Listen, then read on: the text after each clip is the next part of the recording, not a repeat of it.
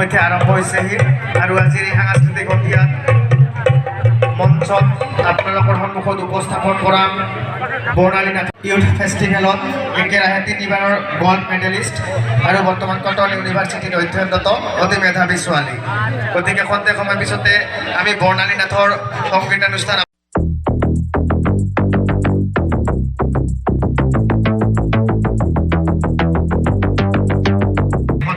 তো গাইস আমি আহিলো ঢালাকাত ফাংশন চলি আছে তো ওতে ফাংশন চাব আহিলো তো মানুহ যে হৈছে না তো মিলনা মানুহ তো ইফাল দিয়া করে দেখাব আছে ইলা দোকান দিছে দিয়া তো ওটা মিলনা মানুহ তো ওতে যাই আছে এবাৰ ভিডিওটা পুৰা ধামাকা হ'ব তো একদম লাষ্টলৈকে পুৰা চাই থাক। উপস্থিত থকা মোৰ সতীৰ্থসকল আৰু মঞ্চৰ সন্মুখত থকা মোৰ শ্ৰদ্ধাৰ সংস্কৃতিবান ৰাইজ আপোনালোক সকলোৰে মংগল আৰু দীৰ্ঘায়ু কামনা কৰি দেৱানীদেৱ মহাদেৱৰ ওচৰত প্ৰাৰ্থনা জনাই মই মোৰ ক'বলগীয়াখিনি সামৰণি মাৰিছোঁ।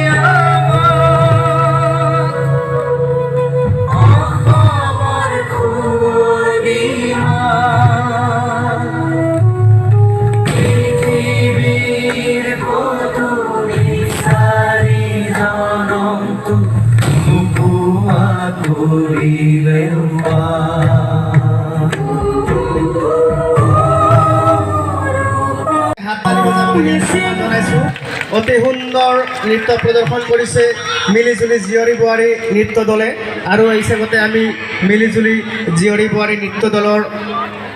পৰিচয়